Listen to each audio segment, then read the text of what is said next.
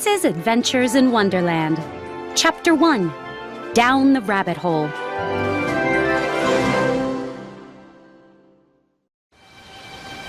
On a golden summer afternoon, Alice sat by the river.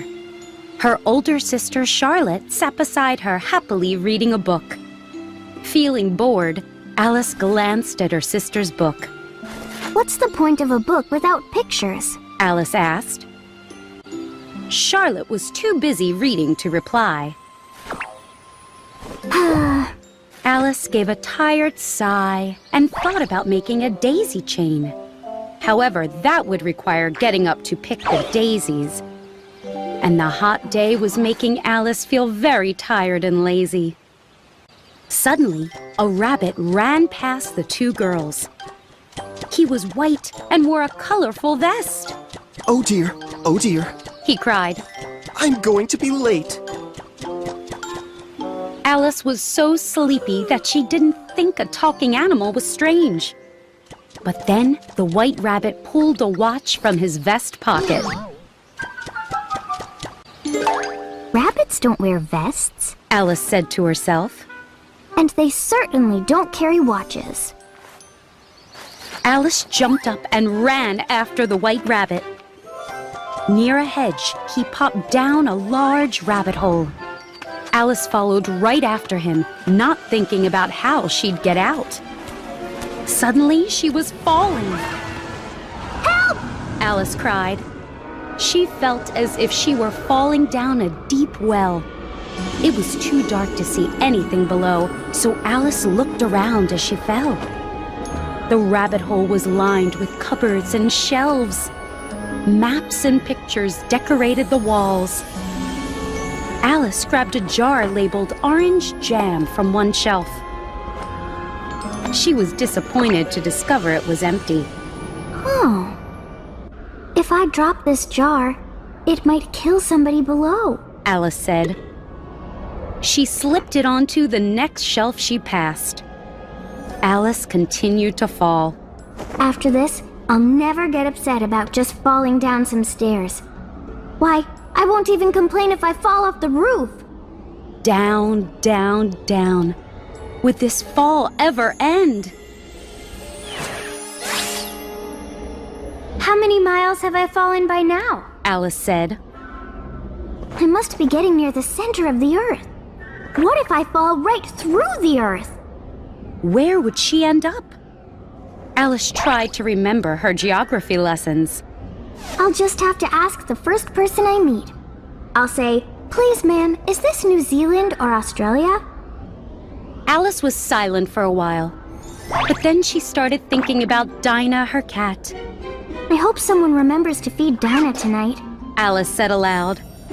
Oh, Dinah, I wish you were here. There aren't any mice in the air, but you might catch a bat. Do cats eat bats? Do bats eat cats? Alice didn't know the answer to either question. And she was feeling so tired. She was beginning to dream that she was walking hand in hand with Dinah. Thump! Suddenly, Alice landed on a pile of sticks and dry leaves. Oh! She wasn't hurt, so she jumped right up. Ahead, the white rabbit was hurrying down a long passage. I'd better catch up with that rabbit. Alice ran as fast as she could. "Oh, my ears and whiskers. It's getting very late," the white rabbit said as he turned a corner. Alice turned the corner too, but the white rabbit had disappeared. She was now in a long, low hall with doors lining both walls. Lamps hanging from the ceiling dimly illuminated the hall. The white rabbit must have gone through one of these doors, Alice said. She walked down one side of the hall, trying every door. They were all locked. She walked up the other side of the hall. Those doors were locked too. Alice stood sadly in the middle of the hall. How will I ever get out of here? She cried.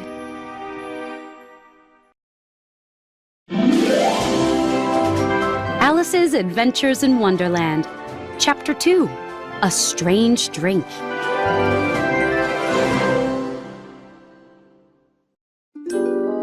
Looking around the dimly lit hall, Alice spotted a glass table. On top of it lay a tiny gold key. I wonder if this will unlock a door. Alice said as she picked up the key. She tried the key in every door on both sides of the hall.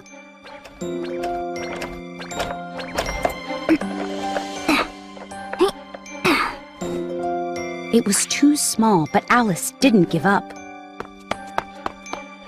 She tried again, and this time she discovered a small curtain. This wasn't here before. Alice said, pulling aside the curtain.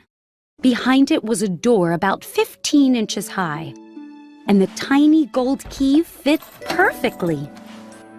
Alice opened the door and knelt down. She peered through a small passage to a beautiful garden. Wow! That's the loveliest garden I've ever seen, she said. Look at those flowers and that fountain. Alice wanted to wander through the garden, but she was too big. She wished she could make herself small enough to fit through the door. I'm sure I could, if only I knew how to begin, she said. So many strange things had already happened that nothing seemed impossible anymore. There is no point in waiting by the little door, Alice thought. She headed back to the table. Maybe there will be another key, or instructions for shrinking myself, Alice said. Instead, she found a bottle which had definitely not been there before. Tied around its neck was a paper label. "Drink me," it said in large, beautiful letters. I'm not going to drink some strange liquid, Alice said. That could be poison. Alice examined the label carefully, but there was no mention of poison. So she decided to take a sip. That's delicious. Alice licked her lips. It's like a mixture of cherry tart, pineapple, roast turkey, and buttered toast. Alice liked the liquid so much that she soon finished the whole bottle. And then something strange began to happen. What an odd feeling. Alice looked around her. I seem to be shrinking.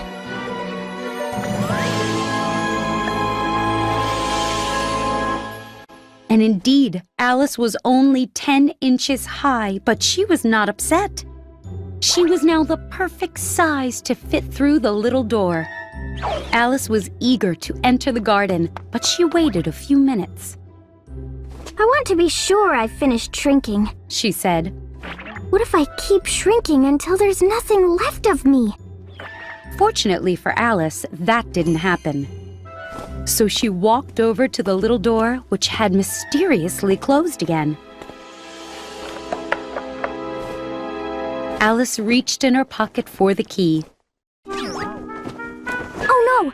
I left the key on the table! Alice raced back to the table. She could see the key quite clearly through the glass, but there was no way she could reach it. Trying to climb one of the glass legs, Alice slid back to the floor. The leg was so slippery. Still, she kept trying until she was exhausted. Alice sat down and cried, but that only lasted for a minute. Crying won't help you, Alice said to herself. She wiped her eyes. Now there was a glass box under the table. Inside was a cake with the words "Eat Me" spelled out in raisins. If this cake makes me grow larger, I can reach the key, Alice said. If I grow smaller, I can creep under the door. Either way, I'll get into that garden. Alice took a bite and nothing happened. She was very disappointed because she now expected strange things to occur. This is a useless cake, Alice said. But she ate it all anyway. And then she began to grow.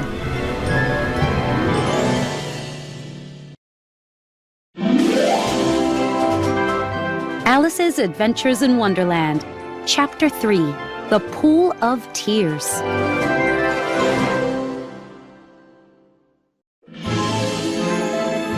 Things are getting stranger by the minute. Alice said as she kept growing. When she looked down, her feet were almost out of sight. Goodbye, feet! Alice said. I wonder who will put on your shoes and socks. I will be much too far away to help you. Then she began to worry. What if her feet wouldn't walk where she wanted to go?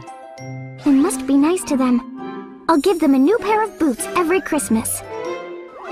But it will seem strange to send presents to my own feet.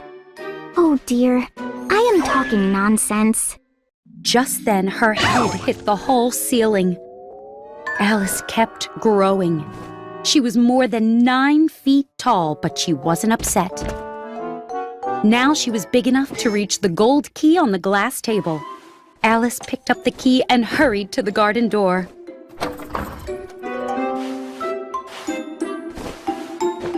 Poor Alice. She was so big. If she lay on her side, she could look into the garden with one eye. As for getting into the garden, that was harder than ever. Alice started to cry again. She tried scolding herself, but that only made her cry harder. Alice cried buckets of tears. A large pool formed around her, 4 inches deep and spreading halfway down the hall. After a while, Alice heard footsteps in the distance. She quickly wiped her eyes so she could see who was coming. It was the White Rabbit, wearing a jacket and carrying white gloves and a fan. He trotted through the dark hall, muttering to himself. The Duchess, she'll be very angry if I've kept her waiting. Alice was feeling very desperate by now. She was willing to ask for help from anyone, even a talking rabbit. She waited until the White Rabbit was nearby before speaking in a quiet, timid voice. Please, sir. Startled, the White Rabbit dropped his gloves and fan. He ran as fast as he could into the darkness. Alice picked up the rabbit's things. She began to fan herself because the hall was very hot. How strange everything is today, Alice said. Yesterday, everything was normal. I wonder if I somehow changed overnight. I almost think I did feel a little different this morning. Alice continued to fan herself. Maybe I haven't changed into another person. She thought about all her friends. She hadn't been changed into any of them. Alice burst into tears again. I wish Charlotte would look down this rabbit hole and call my name. I'm so tired of being here all alone. As she said this, she looked down. She saw that she'd put on one of the White Rabbit's gloves. How can his glove fit me? I must be shrinking again. Alice ran back to the table and stood next to it for comparison. She decided that she was about 2 feet high. And she was continuing to shrink. It must be the fan, Alice said. She dropped it to save herself from completely disappearing. That was a narrow escape. And now for the garden. Alice ran back to the garden door. But it was locked again, and she didn't have the key. She searched the hall and found the key on the glass table. How did the key get here? Alice looked up at it in despair. Things are worse than ever because I've never been this small before. Just as she said this, her foot slipped. Whoa! Alice fell up to her chin in salt water.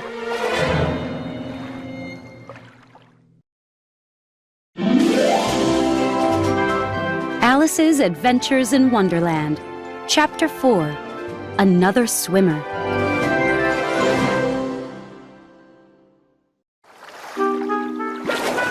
When she fell into the salt water, Alice thought she had fallen into the sea. But she soon realized she was in a pool of her own tears. I cried all these tears when I was 9 feet high, Alice said.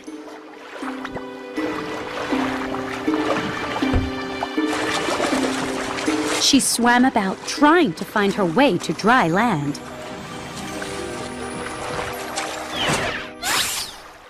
I wish I hadn't cried so much. I'll be punished for that by drowning in my own tears. That will be strange indeed. But everything is strange today. Just then, Alice heard something splashing. At first, she thought it must be a walrus or a hippo. But then she remembered how small she was. The creature must be small too. Alice swam toward the sound and soon spotted a mouse, which had also fallen into the pool. Is there any point in speaking to this creature? Alice thought. Can he even understand me? Everything is so strange down here that he probably can talk. She decided to take a chance and speak to him. Oh, Mouse! Alice called. Do you know the way out of this pool? I'm very tired of swimming. Oh, Mouse! The mouse looked at Alice with some interest. He also seemed to wink at her, but said nothing. Perhaps he doesn't understand English, Alice said to herself. Maybe he's from France. Alice decided to try speaking some French. All she could think of was the first sentence in her French grammar book. Unfortunately, that sentence was, "Where is my cat?" The mouse gave a sudden leap out of the water and quivered with fright. Oh, I'm so sorry. Alice said quickly. I forgot that mice dislike cats. Dislike cats? The mouse cried. Would you like cats if you were me? Well, perhaps not. But don't be angry with me. Alice said calmly. She was glad that the mouse spoke English. I wish that I could show you my cat, Dinah. I think you'd learn to like cats if you met her. Dinah is such a dear, quiet thing. The mouse said nothing. Alice swam lazily around the pool as she described Dinah for the mouse. Dinah lies by the fire, purring so nicely. She licks her paws and washes her face. She's such a nice, soft thing to pet. And she's the best at catching mice. The mouse was shaking with anger, and Alice was sure she had offended him. Oh, I beg your pardon. Alice said. We won't talk about Dinah anymore. We? The mouse squeaked. As if I would talk about such a thing. Our family has always hated cats. Don't let me hear that word again! All right. Alice said as she desperately tried to think of another topic of conversation. How about dogs? Are you fond of dogs? The mouse did not reply. So Alice went on eagerly. There's such a nice dog on the farm near our house. It fetches things when you throw them. And it sits up and begs for its dinner. The farmer says it's worth a lot of money. That's because it's so good at catching rats and... The mouse started swimming away from Alice as fast as he could. Oh no, I'm afraid I've hurt his feelings again. Alice said in a sad voice. She decided to try one more time to make friends with the frightened animal. Mouse, dear. Alice called softly.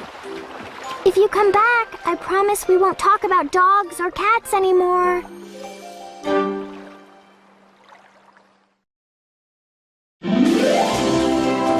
Alice's Adventures in Wonderland, Chapter 5, A Race to Get Dry.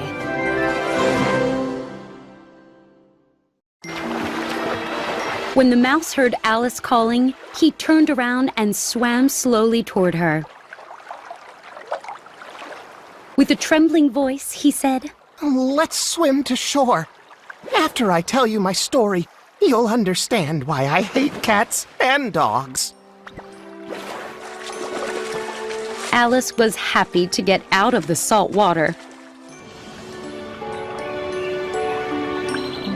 The pool was getting crowded with birds. Alice led the way, and everyone swam to shore. It was an odd-looking group that gathered at the edge of the pool. Everyone, including Alice, was dripping wet, grumpy, and uncomfortable. The main question was how to get dry again. The creatures discussed this among themselves, and Alice soon joined in. She wasn't surprised anymore that she could talk to birds and animals, or that they could talk to her. In fact, she had a long argument with the parrot. We need towels. Alice finally said. Lots and lots of towels. That's the fastest way to dry off. You're completely wrong, the parrot said. Birds never use towels. Do you have a better idea? Alice was getting tired of arguing about towels. I'm older than you are, so I know more than you do, the parrot replied. Really, parrot? How old are you anyway? But the parrot refused to reveal her age, so that was the end of the argument. Fortunately, the mouse took charge of the group. Sit down, everyone, and I'll tell you my story while you dry. My family has a long, sad history with cats and... The duck said with a shiver. I beg your pardon? The mouse said. Did you say something? But before the duck could reply, the dodo spoke up. I know how to get dry. We'll have a race. Alice looked around the hall. Where will we race? The dodo was already marking off a rough circle. The exact shape of the course doesn't matter, He said when he finished. It was the strangest race that Alice had ever seen. There was no starting line because the dodo let everyone start in different spots. And he didn't say, On your mark, get set, go! Instead, the creatures started whenever they liked. When they'd been running for 30 minutes, the dodo called out, The race is over! Everyone was now dry and happy. The birds gathered around the dodo. But who is the winner? One asked. This was a puzzling question, which the dodo thought about for a long time. At last he said, Everybody has won, and all must have prizes. But who will give out the prizes? a bird asked.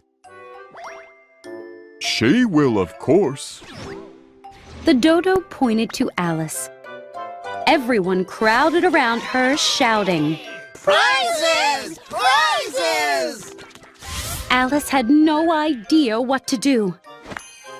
But reaching into her pocket, she found a box of candies.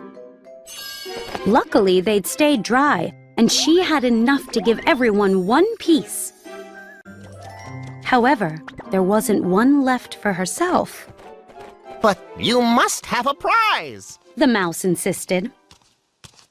Of course. The dodo replied. He turned to Alice. What else do you have in your pocket? Only a thimble. Alice said. Hand it over. The dodo commanded her. They all crowded around Alice once again as the dodo solemnly awarded her the thimble. After he had finished a short speech, everyone cheered. Alice thought the whole thing was silly, but the birds looked so serious that she didn't dare laugh. So she simply bowed, thinking about what strange creatures she'd met in the rabbit hole.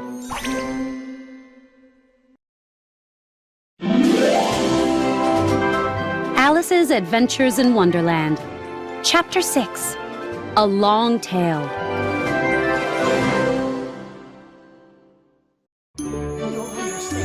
After the prizes were given out, it was time to eat them. Alice did not eat her thimble, of course, but the other creatures ate their candy. The large birds complained that the candy was so small they couldn't taste it. The small birds coughed and choked on their candy because it was so large. But after a while, everyone settled down. The creatures sat in a circle and begged the mouse to tell them his story. You promised to tell me about your family, Alice said. and why you hate C and D.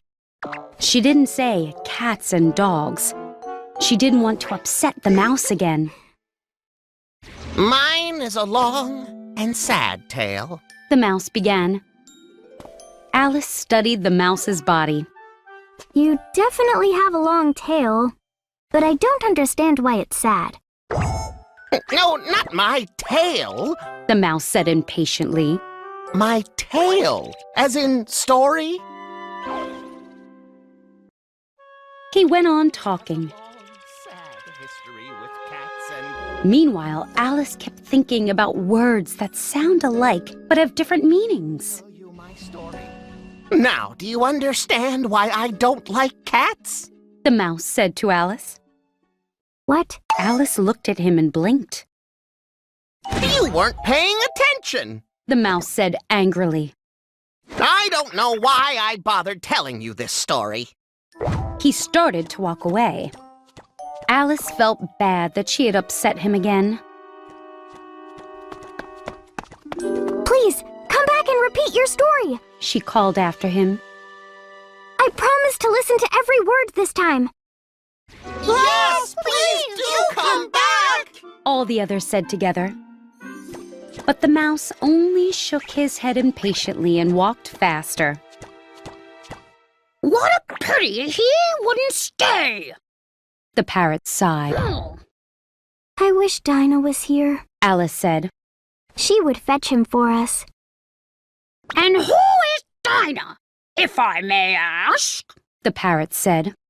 Dinah's my cat. She's so good at catching mice. Alice replied eagerly, for she was always happy to talk about her pet. And you should see her chasing birds. All the birds started talking at once, and some hurried away as fast as they could. One old magpie began wrapping himself in a scarf. I really must be going. This air is bad for my throat. A canary called out in a trembling voice to her children. Come away, my dears. It's time for us to go home.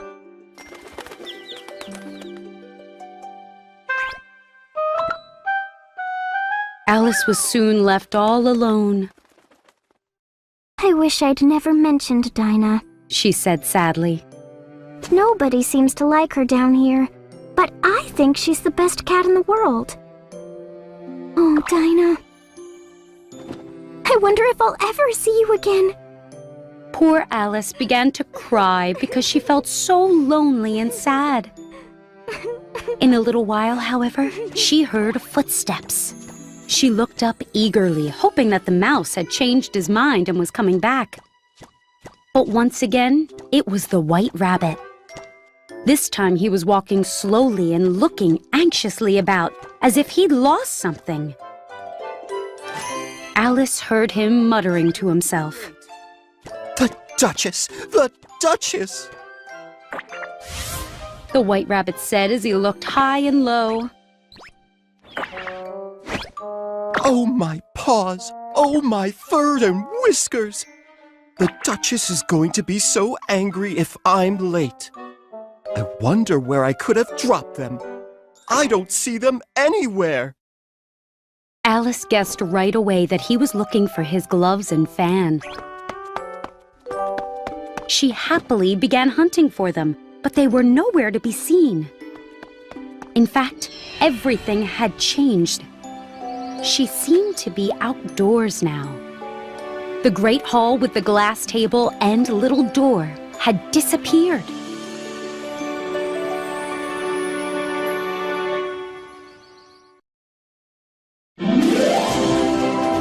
Alice's Adventures in Wonderland, Chapter 7, At the White Rabbit's House.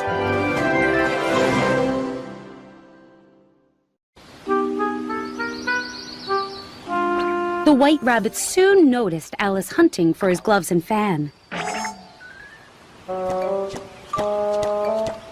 He called out to her in an angry voice. Mary Ann, what are you doing here? Run home right now and fetch me a pair of gloves and a fan. Hurry! Alice knew that the rabbit had mistaken her for someone else. But he sounded so angry that she ran where he was pointing. She didn't try to explain his mistake to him. He probably thinks I'm his servant. She thought. He'll be surprised when he finds out who I am. But he's so angry right now that I'd better find his gloves and fan. Alice soon came upon a neat little house. On the door was a brass sign that said, W. Rabbit. She hurried inside and closed the front door. How strange to be sent on an errand by a rabbit. Alice laughed. Soon Dinah will be sending me on errands too. Alice entered a room with a table near the window. On the table lay a fan and a pair of white gloves. Alice picked them up. She was about to leave when she spotted a bottle on the floor.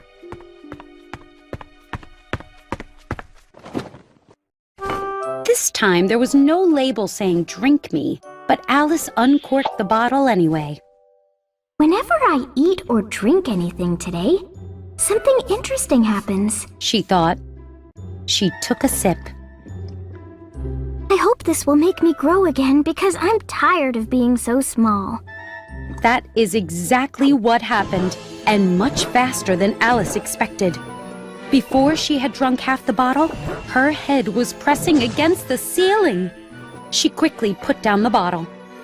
That's enough. I hope I won't grow anymore because I can't get out the door. I wish I hadn't drunk so much. But it was too late for that. Alice went on growing and soon had to kneel on the floor. In another minute, she had to lie with one foot up the chimney. She stuck one arm out the window. There's no more room for me, Alice wailed. Luckily, she stopped growing. But she was very uncomfortable being squashed inside the White Rabbit's house.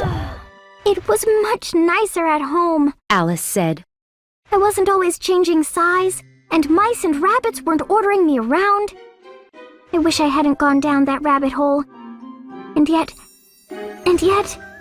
this is quite an adventure. I used to think fairy tales weren't real. And now I seem to be in the middle of one. Maybe someone will write a book about me. Suddenly, Alice heard an angry voice outside. Mary Ann, where are you? The White Rabbit called. He tried to open his front door, but Alice's elbow was pressing hard against it.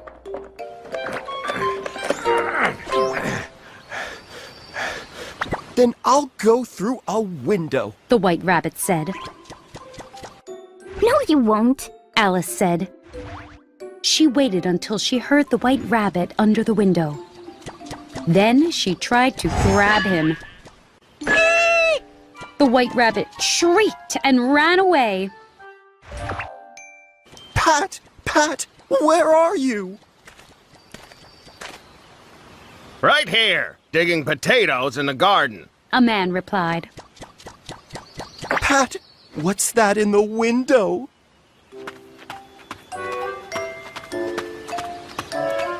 There was a pause while the gardener looked at the house.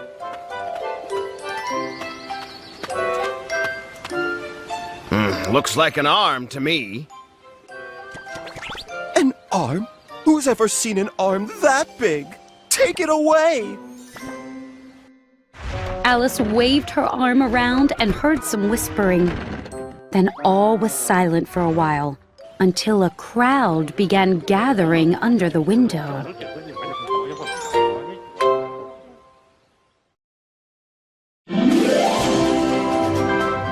Alice's Adventures in Wonderland, Chapter 8, On the Run.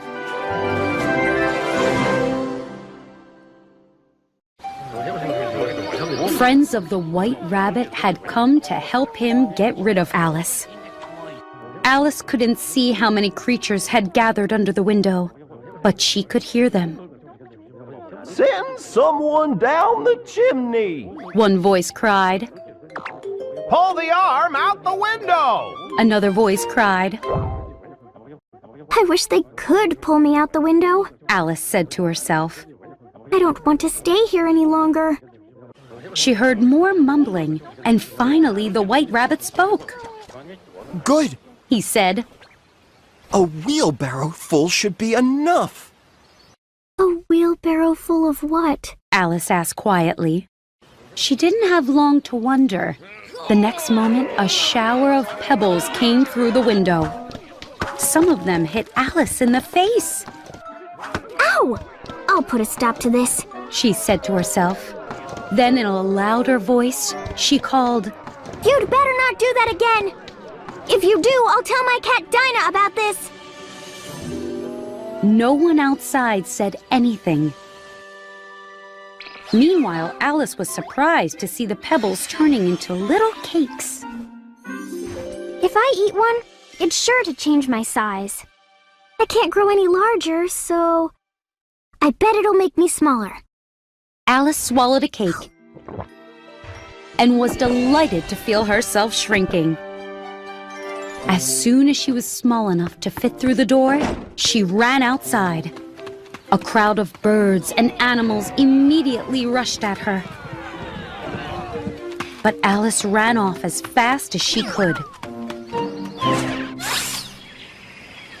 She was soon deep in the woods. However, Alice did not feel safe yet. As she was searching anxiously among the trees, she heard something bark.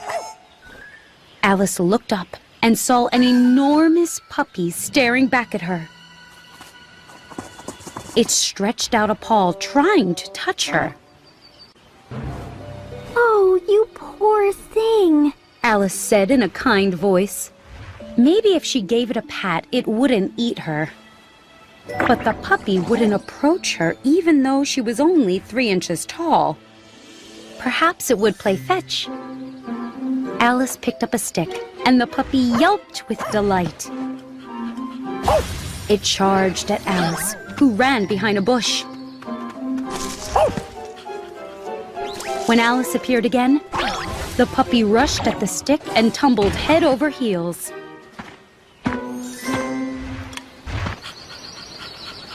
Oh my! Alice said. I'm so small now. This is like playing games with a horse. At any moment, she expected the puppy to crush her. But now it was running back and forth, barking wildly.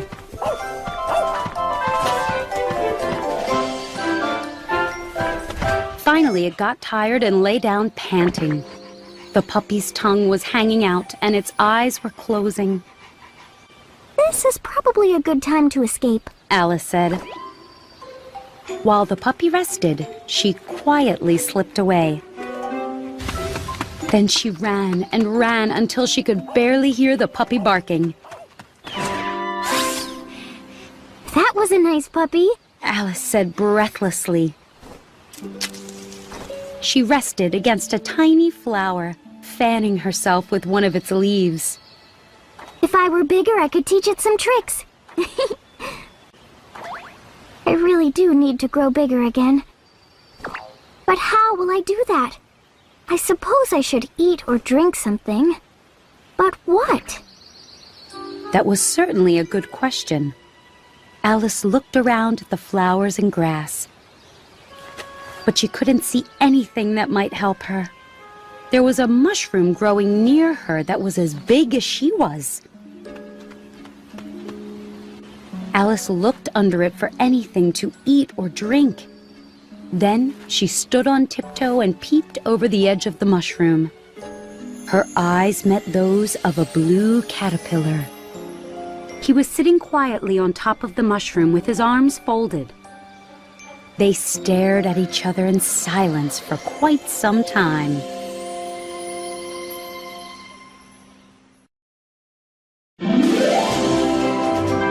Alice's Adventures in Wonderland, Chapter 9, Advice from a Caterpillar.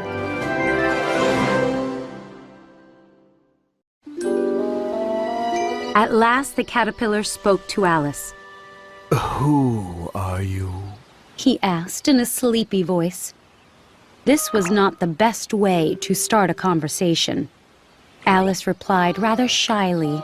I hardly know, sir. At least, I know who I was when I got up this morning, but I've changed several times since then. What do you mean by that? Explain yourself. The caterpillar said. Alice tried to be polite, even though the caterpillar seemed rather rude. I'm afraid I can't put it more clearly, sir. Being so many different sizes in one day is confusing. No, it isn't. Perhaps you haven't had the chance to find that out yet. Alice said. When you change into a butterfly, you'll probably feel quite strange. I will not. The caterpillar said. You may feel differently than I do. Alice said, still trying to be polite. But turning into a butterfly would feel very strange to me. You! The caterpillar's voice was full of scorn. Who are you? And that brought them right back to the beginning of their conversation. Alice felt annoyed by the caterpillar's remarks. She stood as tall as she could and looked straight at him. I think you should tell me who you are first. Why? This was another puzzling question that Alice couldn't answer. The caterpillar was in such a bad mood that she wanted to leave. She started to walk away. Come back. The caterpillar called after her. I have something important to say. This sounded interesting, so Alice walked back to the mushroom and waited for him to speak. Don't lose your temper, The caterpillar said.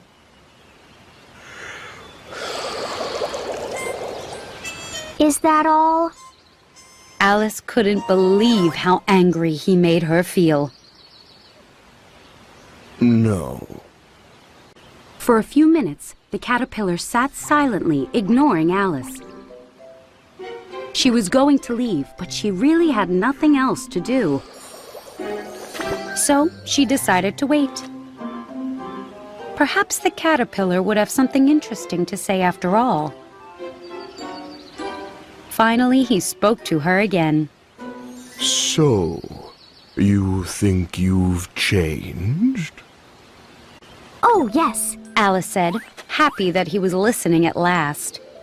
First I'm bigger, and then I'm smaller. I don't stay the same size for more than a few minutes. The caterpillar looked Alice up and down.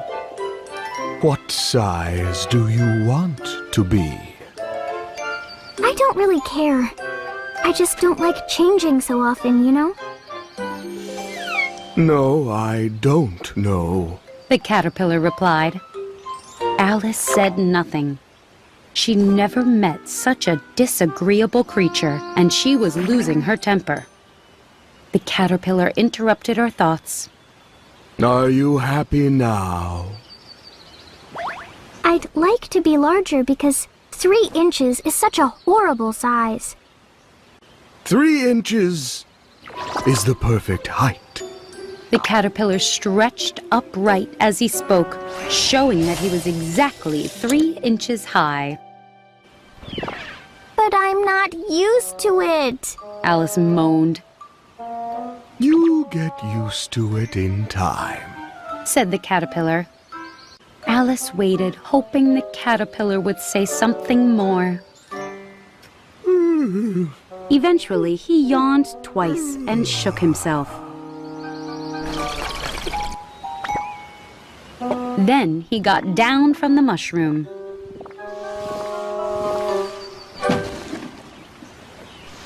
One side makes you grow taller, The caterpillar said, crawling through the grass. and the other side makes you smaller. Alice wondered what in the world he was talking about. One side of what? The other side of what? She thought. Of the mushroom.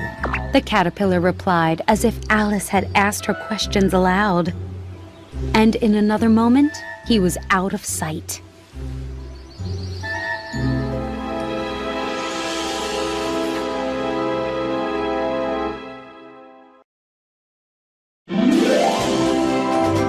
Alice's Adventures in Wonderland, Chapter 10, Eating the Mushroom.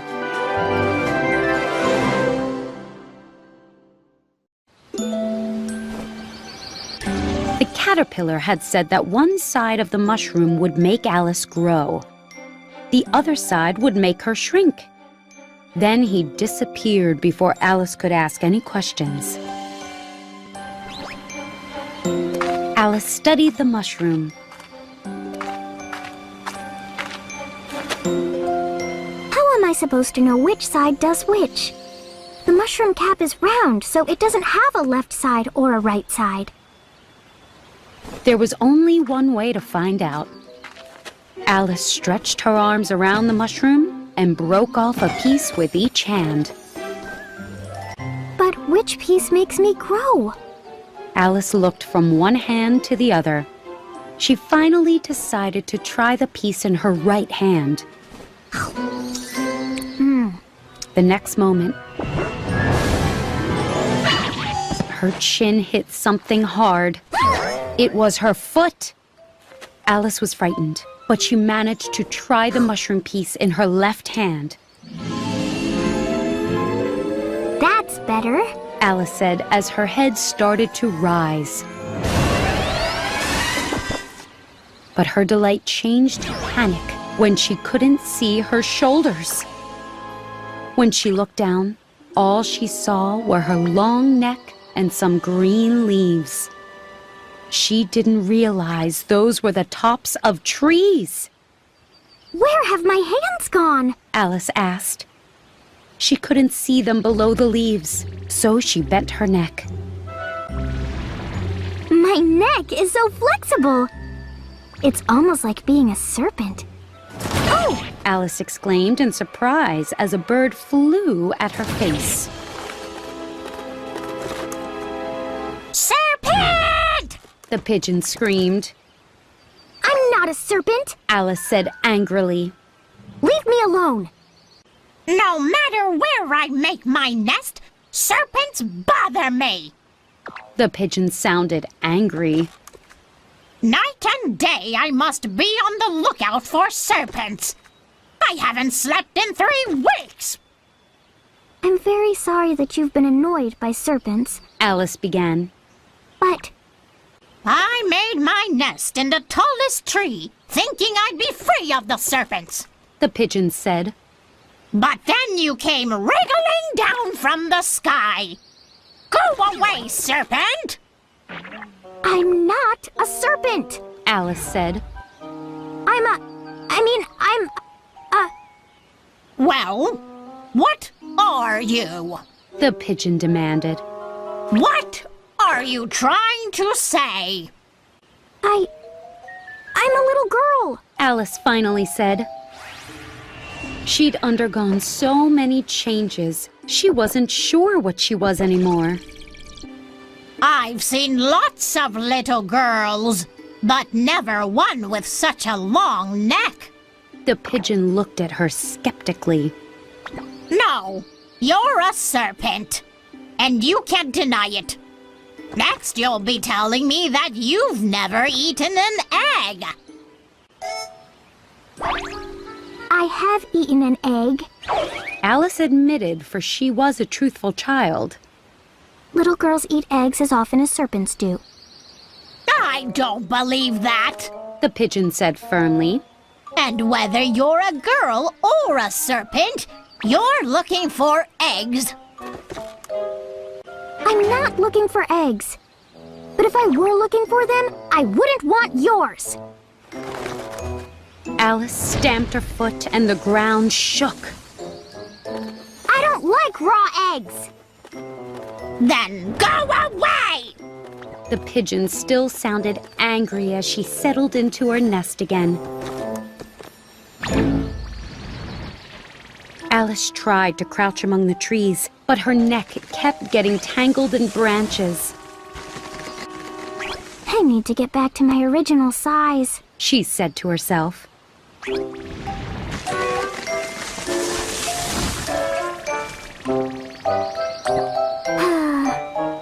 Slowly and carefully, Alice nibbled from one piece of mushroom and then the other.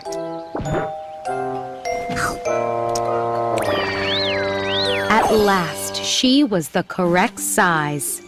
That's much better. Alice said as she began to walk through the woods. Suddenly, she came upon a space surrounding a house about 4 feet high. I don't know who lives there, Alice said.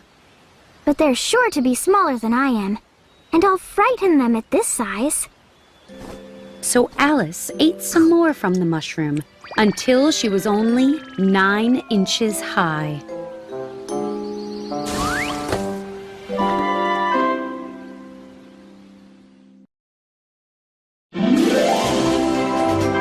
Alice's Adventures in Wonderland. Chapter 11, Pepper and Pig.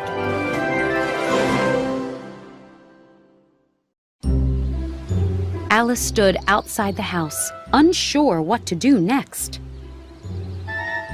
Suddenly, a footman in uniform ran out of the woods. The footman had a face like a fish.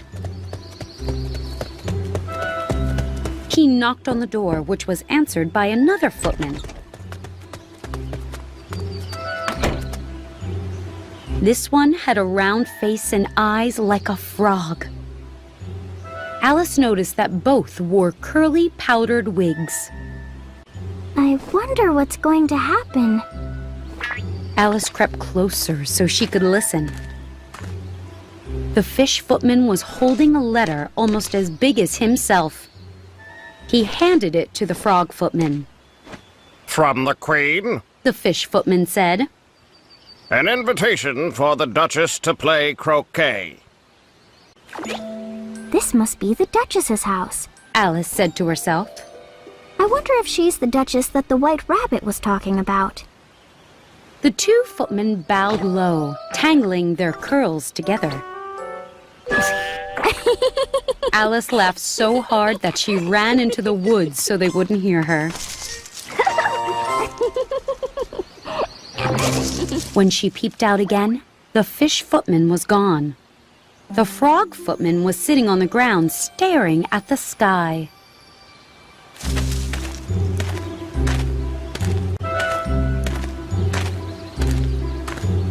Alice went to the door of the house and knocked quietly. There's no point in knocking. The frog footman said. First, I'm out here with you, so I can't open the door. Second, they're making so much noise inside, no one can hear you. Alice put her ear on the door to listen. The frog footman was right. There was a constant howling and sneezing. Every once in a while came a great crash. That sounds like dishes breaking. Alice said to the frog footman. But how will I get inside? The frog footman had no idea. I'm gonna sit out here all day. he said. Just then the door opened, and a plate flew outside. It almost hit the frog footman before smashing against a tree. He continued to sit as if nothing had happened. Maybe I'll sit here until tomorrow. He said quietly. Alice decided to open the door herself. The door led right into the kitchen, which was full of smoke. The Duchess sat on a stool, feeding a baby. The cook was leaning over the fire, stirring a pot of soup. Alice began to sneeze.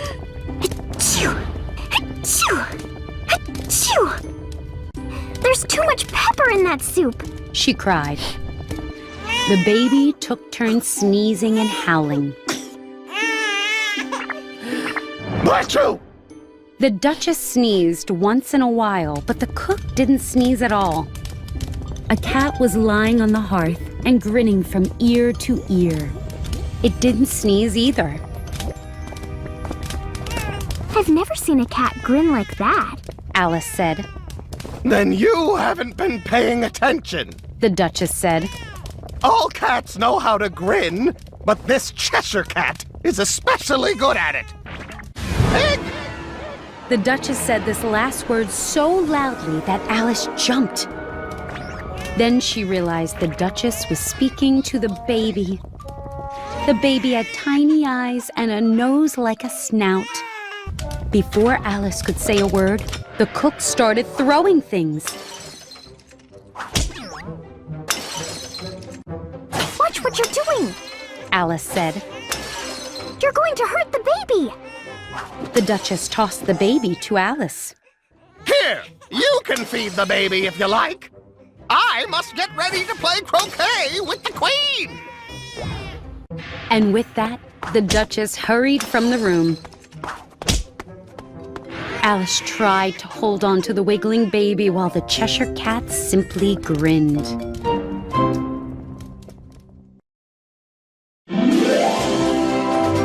Alice's Adventures in Wonderland, Chapter 12, The Cheshire Cat Speaks.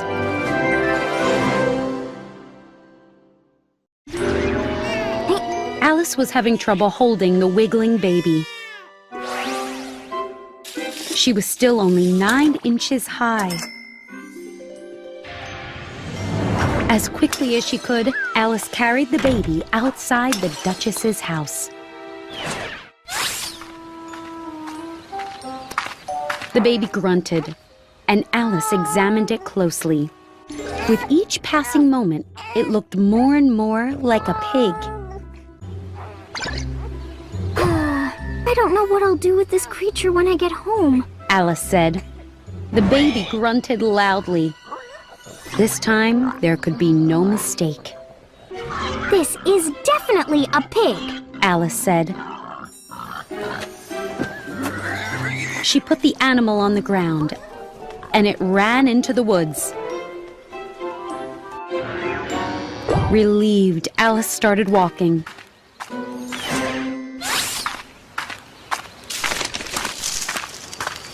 She was soon startled to see the Cheshire Cat sitting in a tree and grinning.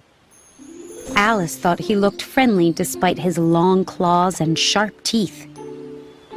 She decided to ask a question. Cheshire Cat, Alice began, and the cat's grin grew wider. would you please tell me which way to go from here? That depends on where you want to go. The Cheshire Cat replied. Alice thought for a moment. I don't really care as long as I get somewhere. Then it doesn't matter where you go. The Cheshire Cat said. You're sure to get somewhere if you walk far enough. While that answer was true, Alice didn't think it was helpful. She tried another question. What sort of people live around here? The Cheshire Cat waved his right front paw and said, The Hatter lives in that direction. Pointing his left front paw, he said, The March Hare lives over there. Visit whichever you like. They're both mad. Mad? Yes, they're both quite insane. Then again, everyone here is mad. Even you. Alice was curious. How do you know that I'm mad? You must be, or you wouldn't be here.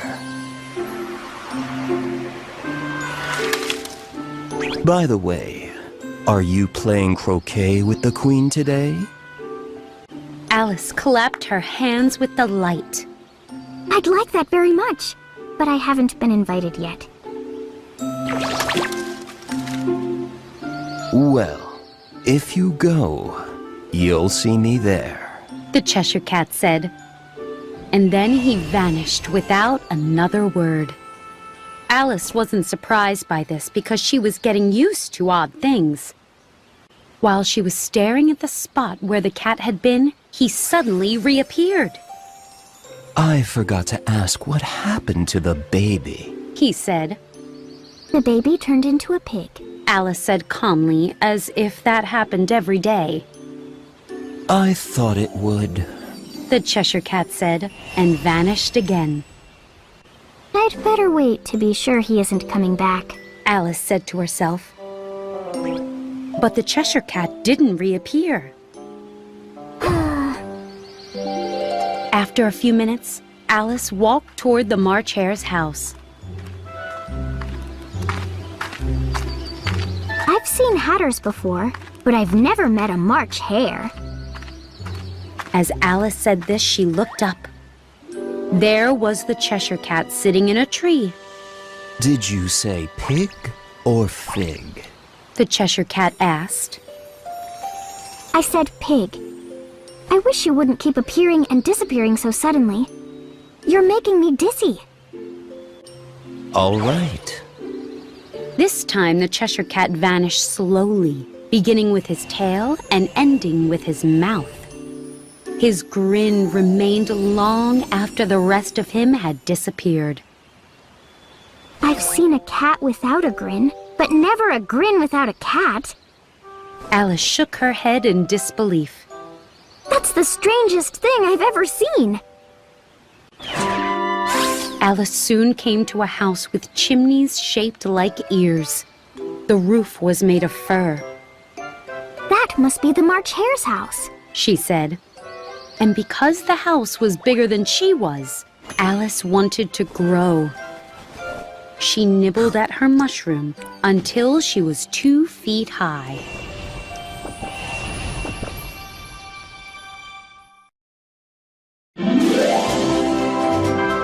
Alice's Adventures in Wonderland, Chapter 13, A Tea Party.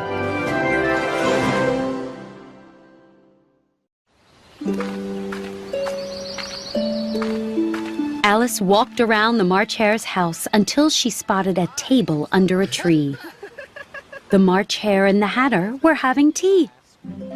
A dormouse sat between them, fast asleep. The other two rested their elbows on him as they chatted. Although the table was large, all three were crowded at one end. As Alice approached, the Hatter and the March Hare jumped up. There's no room for you! They cried.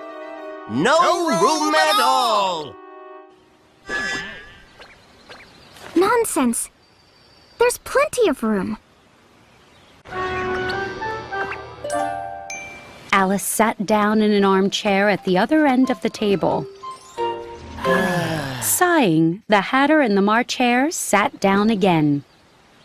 Have some juice! The March Hare said. Alice looked around the table. I see tea, but I don't see any juice. That's because there isn't any. The March Hare said. Then it wasn't very nice of you to offer it. Alice felt impatient. It wasn't very nice of you to sit down without being invited. The March Hare said. You have plenty of room here. Alice said. All this time, the Hatter had been silently studying Alice. You need a haircut, He said. And you need to stop making personal comments. Alice scolded him. She couldn't believe how rude everyone was in this strange land. The Hatter took his watch from his pocket and studied it. He shook the watch and held it to his ear. What day of the month is it? He asked Alice. She thought for a moment. The 4th. The Hatter sighed. My watch is off by 2 days. He gave the March Hare an angry look. I told you that butter wouldn't fix it. But I use the best kind of butter. The March Hare said. Yes, but you shouldn't have used the bread knife to spread it inside my watch. Some breadcrumbs obviously got in as well. The March Hare took the watch and looked at it gloomily. Then he dipped it into his tea and checked it again. The watch still didn't work. Alice got up and peered over his shoulder. What a strange watch. It tells the day of the month, but not the hour. Why should it? The Hatter said. Does your watch tell you what year it is? Of course not. Alice said. Suddenly, the Dormouse woke up. That's what I was going to say, he said, and immediately went back to sleep. Alice sat back down at the other end of the table. This conversation makes no sense. I have better things to do with my time than sit here and waste it. The Hatter looked down his nose at Alice. Time is a he, not an it. I don't understand. Alice said. Of course you don't. The Hatter said. I bet you've never even spoken to Time. If you're friendly with him, he'll do almost anything you ask. Alice leaned forward, full of curiosity. Like what? Let's say it's 9 o'clock in the morning and you're supposed to start your lessons. You could whisper to Time. And suddenly, it would be 1 o'clock and time for lunch. Oh, that would be wonderful. Alice said. Are you friendly with Time? The Hatter looked sad. Not anymore. I was singing at a concert given by the Queen of Hearts. I'd just begun when the Queen shouted, "Stop! You're murdering the time!" The Dormouse suddenly woke up again. The Queen was mad because the Hatter wasn't keeping the beat. The Hatter nodded sadly. But Time thought I wanted to murder him. And now he won't do a thing for me. It's always 6 o'clock.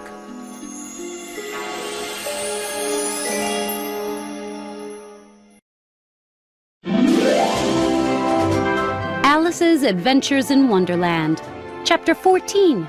The Tea Party Never Ends. Alice looked around the table.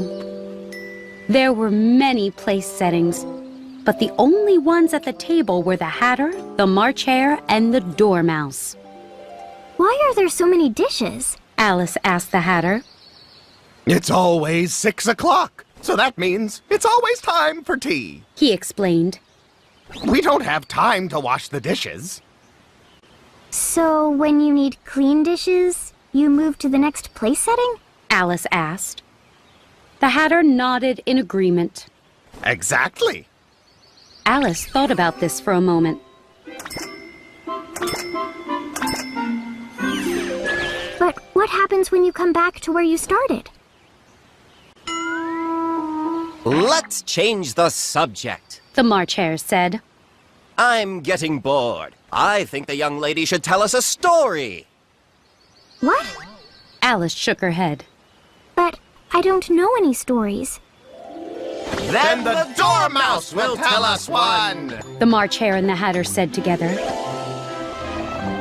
They pinched the Dormouse on both sides at once.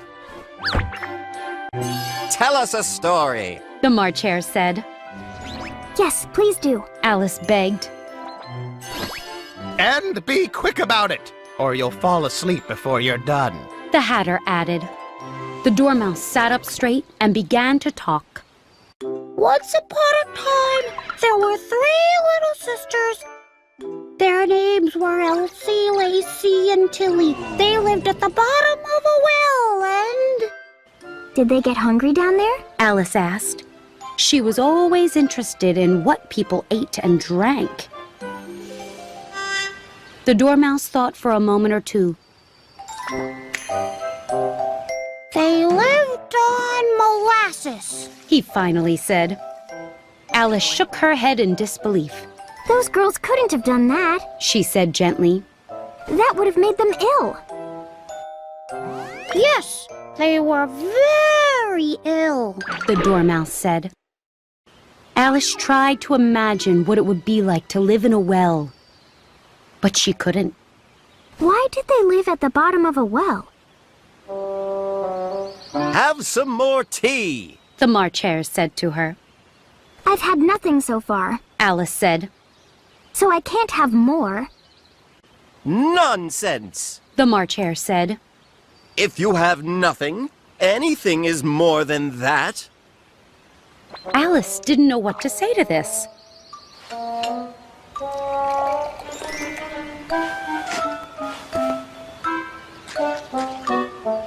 So she helped herself to tea and bread and butter.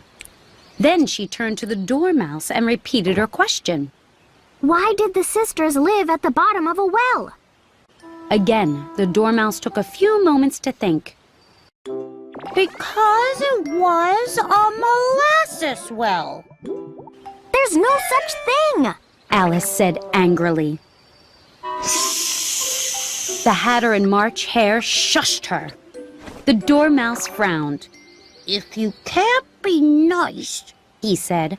you can finish the story yourself. No, please go on. I promise to stay quiet and listen. Alice said. I want a clean cup! The Hatter interrupted. So they all moved one place to the right, and the Dormouse went on with his story. The sisters were drawing things beginning with the letter M, such as... Why with an M? Alice asked. I don't think... Then you shouldn't talk. The Hatter said. This bit of rudeness was more than Alice could bear. She got up in disgust. As she walked away, the Dormouse fell asleep. The Hatter and the March Hare didn't seem to notice her leaving. Alice looked back several times, hoping they would call after her. But now they were busy trying to put the Dormouse into the teapot.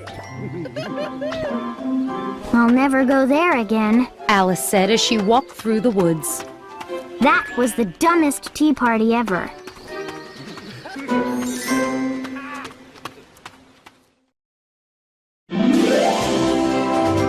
Alice's Adventures in Wonderland, Chapter 15, The Queen's Roses.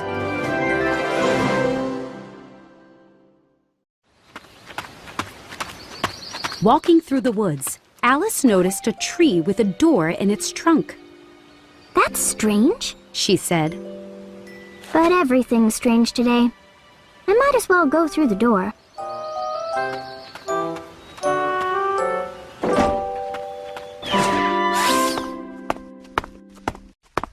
Alice soon found herself in the hall with the glass table.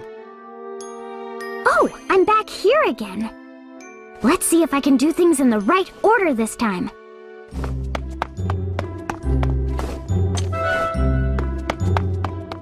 First, Alice used the gold key to unlock the garden door.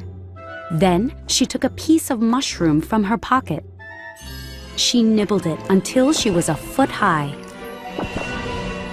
Finally, she walked through the door and into the beautiful garden.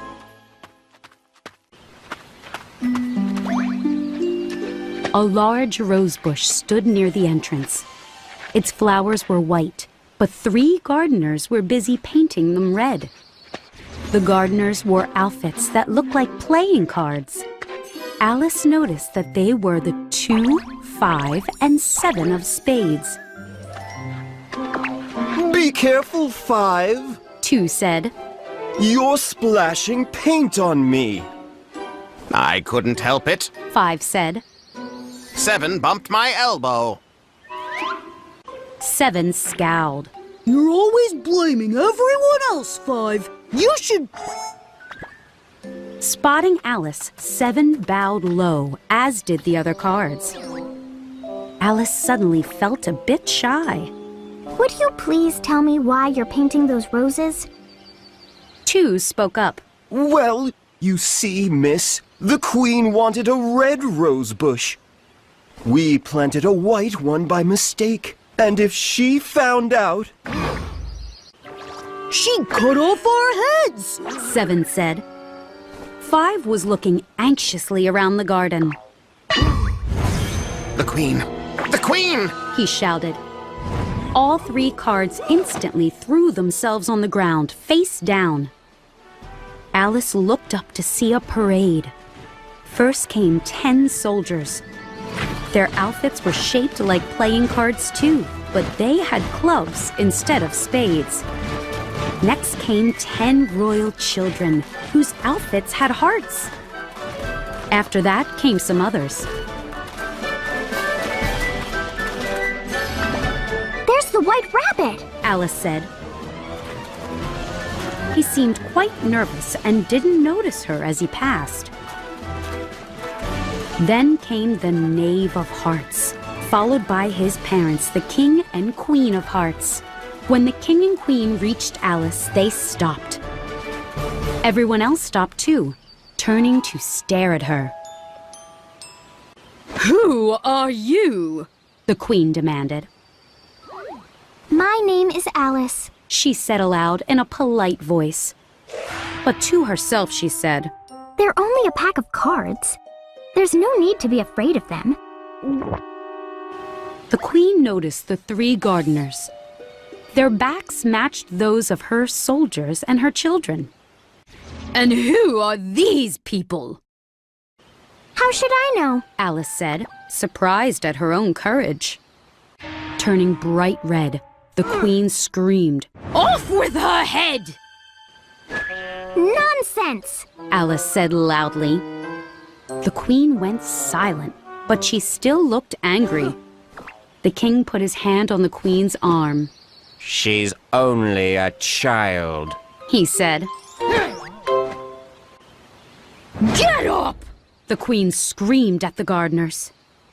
The 3 gardeners popped up and began bowing to everyone at once. Stop that! You're making me dizzy! The Queen shouted. She pointed to the rose bush. What's going on here? We're trying... 2 began. I can see that! Off with their heads! The Queen shouted. And the parade began to move again. Terrified, the gardeners ran to Alice for protection. I won't let the soldiers hurt you, She said. Alice quickly hid them in a flower pot while the soldiers searched high and low. Are their heads off? The Queen shouted back at the soldiers. Of course, Your Majesty! The soldiers replied. Giving up their search, they joined the end of the parade. The Queen shouted over her shoulder to Alice. Can you play croquet? Alice was surprised, but she replied. Yes. Then come with us! The Queen called, and Alice joined the parade.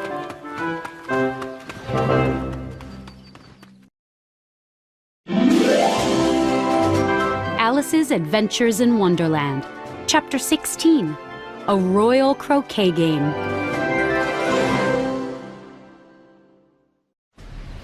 When the Queen's parade reached the croquet lawn, Alice heard a soft voice beside her. It's a fine day. The White Rabbit said. He looked anxiously at Alice. Very fine indeed. Alice replied. Where's the Duchess? Be quiet! The White Rabbit said quickly. He looked over his shoulder before whispering in Alice's ear. The Duchess has been sentenced to death. Alice looked surprised. What did she do? She slapped the Queen's face and... The White Rabbit began. Alice laughed nervously. Oh, hush! Before the Queen hears you. The White Rabbit said, sounding frightened. The Duchess arrived late and... Go to your places! The Queen roared. People began running in all directions, tripping over each other. However, they soon settled down and the croquet game began. This is the strangest croquet game I've ever seen, Alice said. The balls are live hedgehogs, and the mallets are flamingos. And what are those soldiers doing? The soldiers were bending over so their hands touched the ground. Oh, I see. They're the wickets, Alice exclaimed. She picked up her flamingo, but her flamingo wouldn't cooperate. Alice couldn't figure out how to hold it as a mallet. The bird kept looking at her with a puzzled expression, which only made Alice laugh. As for her hedgehog, it unrolled itself and began to walk away.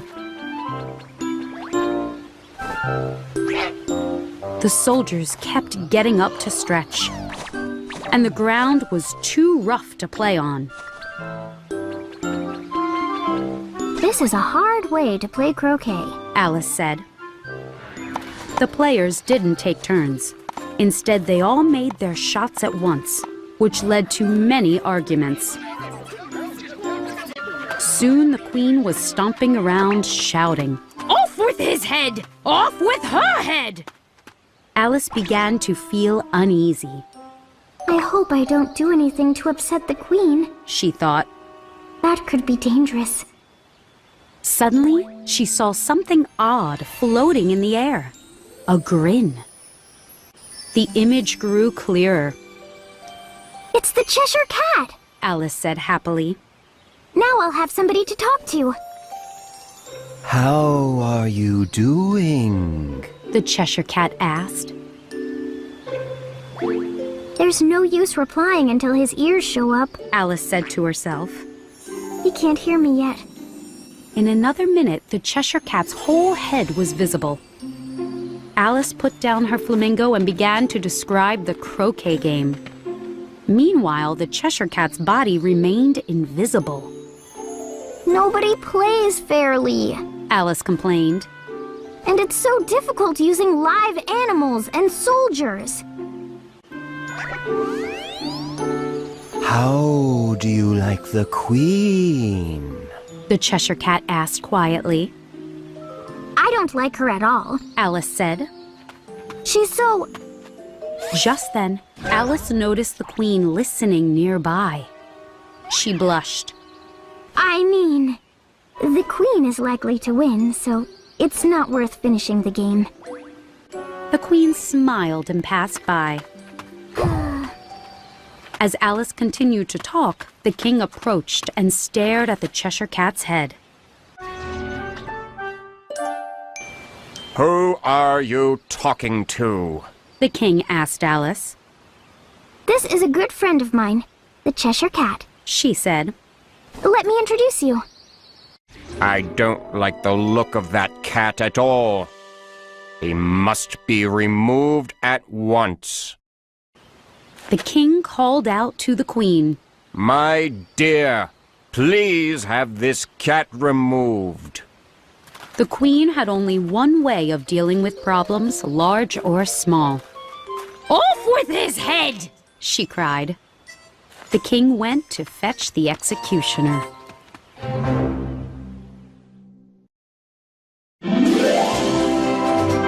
Alice's Adventures in Wonderland, Chapter 17, A Problem with the Cat.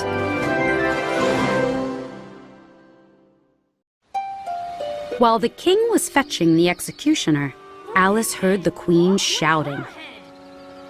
It sounds like the queen is upset. Alice said to the Cheshire Cat. She's yelling about the croquet game. The Cheshire Cat's head floated above Alice, but he didn't reply. She decided to find out what was going on. The croquet game was as strange as ever. Off with his head! The queen shouted as Alice approached. The queen pointed to another player. Off with her head, too! What did those players do? Alice asked the White Rabbit. They weren't paying attention, so they missed their turns. The White Rabbit replied. Oh no, Alice said. I probably missed my turn when I was talking to the Cheshire Cat. I don't want to lose my head. I'd better hunt for my ball. My hedgehog. Alice quickly found her hedgehog, which was fighting with another hedgehog. She didn't try to separate them. Where's my mallet? Where's my flamingo? She looked around and spotted her flamingo across the garden. By the time she grabbed it, the hedgehogs had stopped fighting. In fact, they were nowhere in sight. It doesn't matter that they've disappeared, Alice said to herself. There are no wickets anyway. All the soldiers have walked away. She tucked the flamingo under her arm and returned to the Cheshire Cat. She was surprised to find a crowd gathered below his head. There was a loud argument going on. The executioner, the king, and the queen were all talking at once. As soon as they spotted Alice, they turned to her and kept talking. I can't understand you, Alice said. Please take turns talking. The executioner went first. They want me to cut off this cat's head. But I can't cut off a head without a body. I've never done anything like that in my life. He crossed his arms. And I'm not going to start now. Stop talking nonsense. The king said. All you need is the head, and you have a head here. Which? The queen gave an impatient snort. If somebody doesn't do something right now, I'll order everyone's head cut off. After that threat, everyone in the crowd looked frightened. Alice had a hard time thinking of anything to say. Finally, she said, The Cheshire Cat belongs to the Duchess. You'd better ask her what to do about it. The Duchess is in prison, the queen said to the executioner. Bring her here at once. The executioner ran off to fetch the Duchess. The moment he was gone, the Cheshire Cat's head began to fade away. By the time the executioner returned with the Duchess, the cat had disappeared. While the king and the executioner searched for the Cheshire Cat, everyone else played croquet.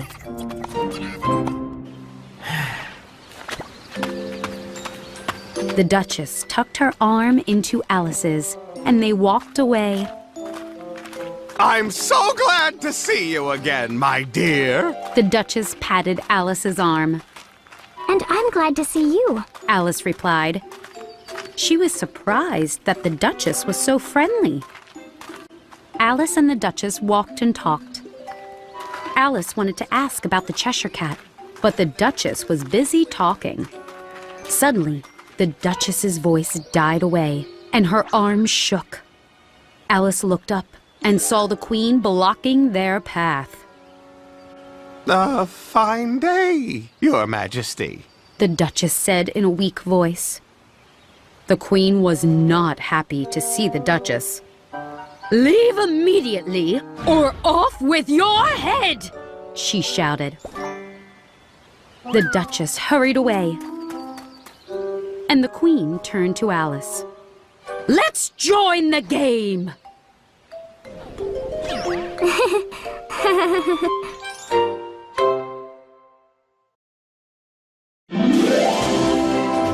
Alice's Adventures in Wonderland, Chapter 18, More Croquet and Creatures. Alice followed the Queen back to the croquet game. The players were taking a break and resting in the shade. As soon as they spotted the Queen, they leaped to their feet. Why were you lying down, you lazy things? The Queen demanded. Start playing again at once! I'm warning you, a moment's delay will cost you your life! The players quickly followed the Queen's orders, but she still wasn't happy. She kept shouting, Off with his head! Off with her head! Every time the Queen shouted, a soldier took someone to prison. The prison must be filling up. Alice thought. And we're losing wickets again, too. The soldiers had to stop being the wickets to follow the Queen's orders. Soon there were no wickets, and all the players were in jail. That is, all the players except the King, the Queen, and Alice. There's nobody left for her to punish except the King and me, Alice thought. But the Queen had finished sentencing people to death. Out of breath, she turned to Alice. Have you seen the mock turtle today? The Queen asked. I've never seen one in my life, Alice said. Come with me, the Queen said. We'll find him, and he'll tell you his story. As they walked away, Alice heard the King talking to himself. I'm going to the prison to pardon everyone, He said. Well, that's good, Alice thought. Alice and the Queen soon saw a strange winged creature sleeping in the sun. The animal had the head and wings of an eagle and the body of a lion. Oh, that's a griffin! Alice exclaimed. I never thought I'd see one in real life. The creature moved but didn't wake up. The Queen took care of that. Get up right now, the Queen bellowed. Take this young lady to see the mock turtle and hear his story. I must go and check on my prisoners. As the Queen walked away, the Griffin sat up and rubbed his eyes. He watched the Queen until she was out of sight. Alice was a little afraid of this odd animal. But I guess I'm safer with him than with the Queen, she thought. The Queen is always so amusing, The Griffin said as he got to his feet. The executioner never cuts off anyone's head, you know. It's all in her imagination. Let's go!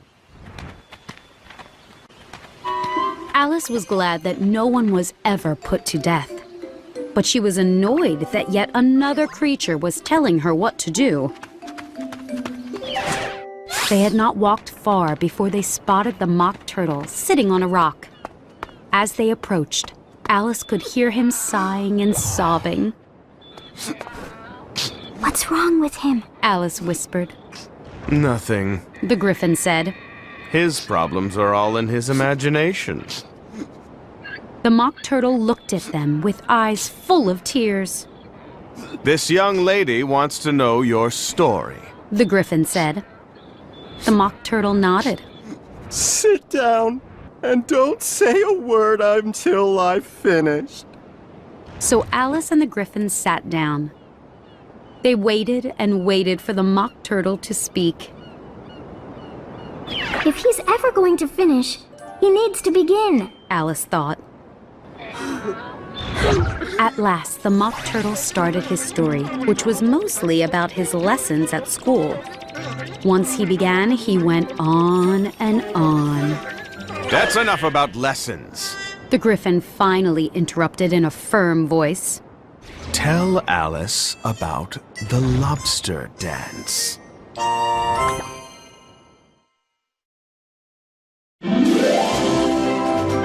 Alice's Adventures in Wonderland, Chapter 19, The Lobster Dance. The Mock Turtle sighed deeply and wiped his eyes with his flippers. He looked at Alice and tried to speak, but he started sobbing instead. Don't worry. The Griffin said to Alice. He's always like this. The Mock Turtle soon recovered and began to explain the lobster dance. You probably haven't ever lived under the sea. No, I haven't. Alice said. And perhaps you've never been introduced to a lobster. Alice started to say that she had eaten a lobster, but stopped.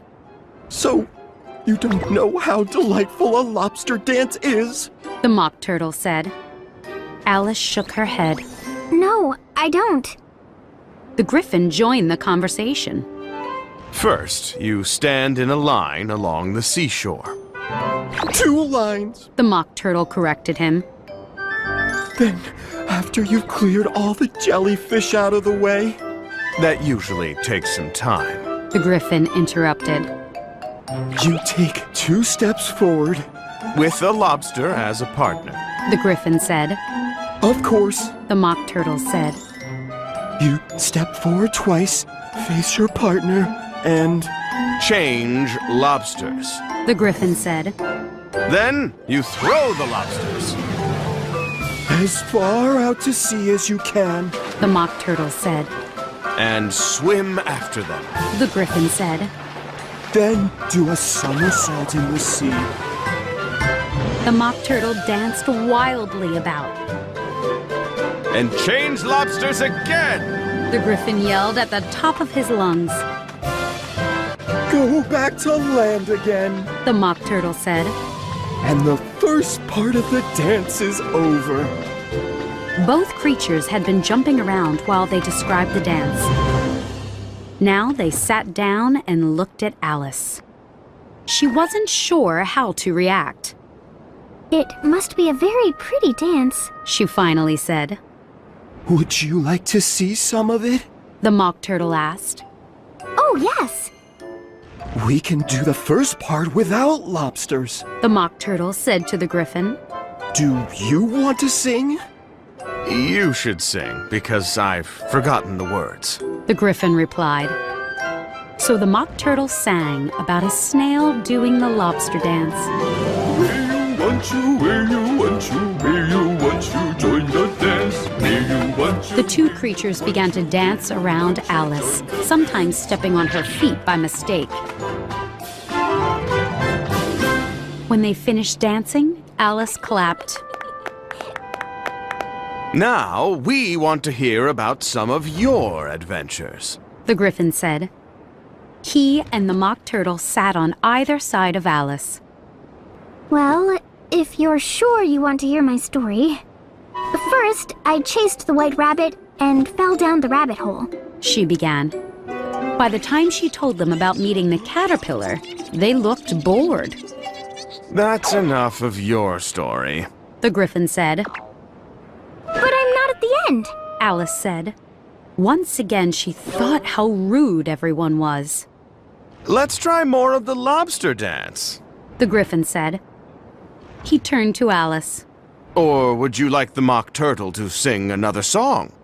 Another song, please. Alice replied so quickly that the Griffin frowned. Well, he sniffed. That's not what I'd have chosen. But if that's what you want... The Griffin looked at the Mock Turtle. Sing turtle soup for her, old fellow. The Mock Turtle sighed and began to sing a song in a voice choked with sobs. He was interrupted by a voice calling. The trial's beginning. Come on, the Griffin cried. Without waiting for the Mock Turtle, he grabbed Alice by the hand and ran off. Whose trial is it? Alice asked. But the Griffin only repeated, Come on! And ran faster.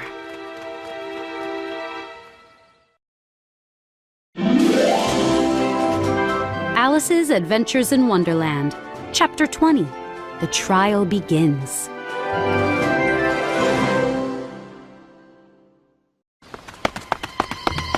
Alice and the Griffin rushed into the courtroom.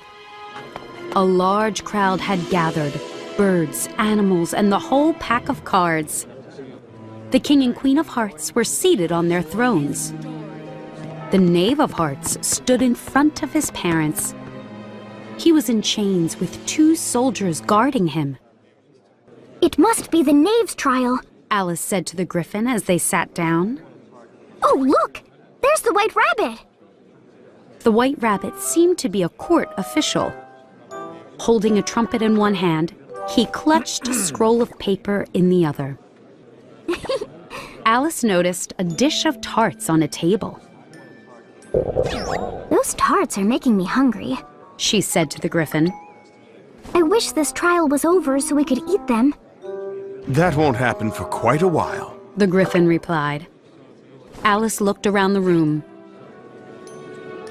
Although she'd never been in a courtroom before, she'd read about trials. The king is wearing a long wig, so he's the judge, she said to herself. And over there is the jury box, and those 12 creatures are the jurors. The jurors were busy writing on slates. What are they doing? Alice whispered to the Griffin. The trial hasn't started, so there's nothing for them to write down. They're writing their names. They don't want to forget their names before the end of the trial. What? Alice said in a loud voice. Stupid creatures! She stopped talking because the White Rabbit cried. Silence in the court!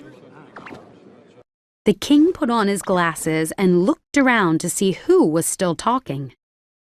Alice stayed quiet. From her seat, she could see the jurors writing. Stupid creatures! Their slates will be full before the trial starts, Alice thought. White Rabbit, tell us what the prisoner is accused of, the king said. The White Rabbit blew 3 blasts on his trumpet. Then he unrolled his scroll and began to read. The Queen of Hearts, she made some tarts, all on a summer day. The Knave of Hearts, he stole those tarts and took them quite away. What is your verdict? The king asked the jury. Not yet, the White Rabbit said. We need to hear from the witnesses. Call the first witness, the king said. The White Rabbit blew 3 more blasts on his trumpet. First witness, he called. The first witness was the Hatter. He arrived with a teacup in one hand. He held bread and butter in the other. I beg your pardon for bringing these, Your Majesty, he said. But I hadn't quite finished my tea when I was sent for. You should have finished your tea, the king said. When did you begin drinking it? The Hatter looked at the March Hare and the Dormouse, who had followed him in. I think it was March 14th? The Hatter said. 15th, the March Hare corrected him. 16th, the Dormouse said. Write that down, the king said to the jury. The creatures in the jury box eagerly wrote down all 3 dates. Then they added them together and divided by 5. Meanwhile, the queen put on her glasses. She stared at the Hatter, who turned pale. Tell your story, and don't be nervous, the king said to the Hatter, or I'll have your head cut off. This didn't help the Hatter. He nervously took a bite from his teacup instead of his bread. Just then, Alice felt a strange sensation. What's going on? She thought. But then she realized what was happening. I'm growing again. And I haven't even eaten a bite of those tarts.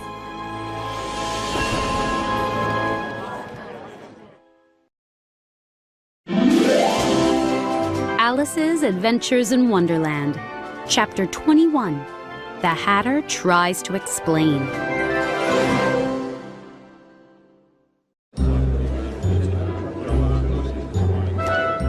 The Dormouse came and sat next to Alice. As Alice began to grow, she thought she should leave the courtroom. But she was curious about the trial. So she decided to stay for as long as there was room for her. I wish you wouldn't squeeze me like that, The Dormouse complained to Alice. I can hardly breathe. The Griffin said. I can't help it. Alice said. I'm growing.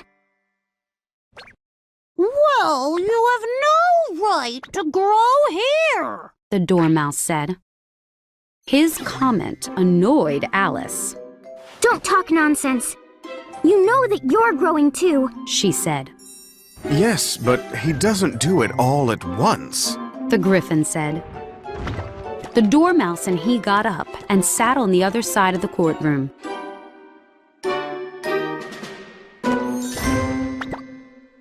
Meanwhile, the Queen kept staring at the Hatter. She waved to one of the soldiers. "Bring me the list of the singers in the last concert," she said. When the Hatter heard this, he started to shake again. Tell us your story right now, The King said angrily. or I'll have you put to death. I'm a poor man, Your Majesty. The Hatter spoke in a shaky voice. I just sat down for tea, and then there was the twinkling of tea, and... The twinkling of what? The King asked. It began with the tea. The Hatter replied. Of course. The word twinkling begins with a T. I'm not stupid. The King was growing more impatient every moment. Go on with your story. After the tea twinkled, the March Hare said... I didn't. The March Hare interrupted. You did! The Hatter insisted. I deny it. The March Hare said. He denies it. The King said to the Hatter. Leave out the March Hare and continue your story. Alice looked at the jury box. All the jurors crossed out "I deny it" on their slates.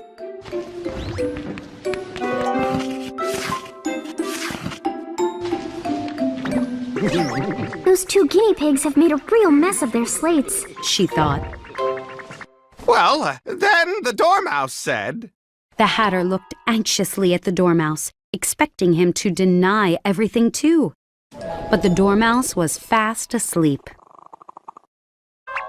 After that, The Hatter said. I had more bread and butter. But what did the Dormouse say? One guinea pig asked. I really can't remember. The Hatter said. You must remember, or you'll be put to death. The King said.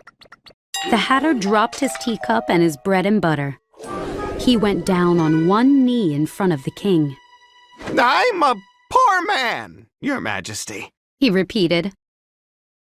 You're a very poor speaker. The King said. Woohoo! Here the second guinea pig cheered. A soldier immediately took it away. If that's all you know, you may leave. The King said to the Hatter. And here the other guinea pig cheered and was removed from the jury box. I'd rather finish my tea first. The Hatter said.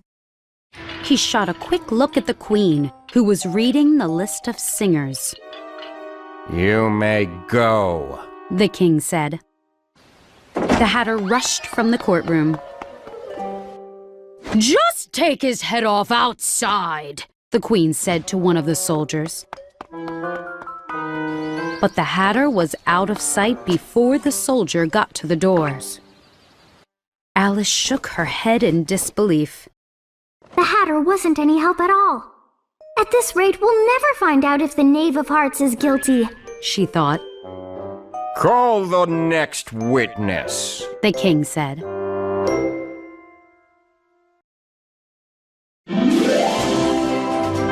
Alice's Adventures in Wonderland, Chapter 22, A Surprise Witness.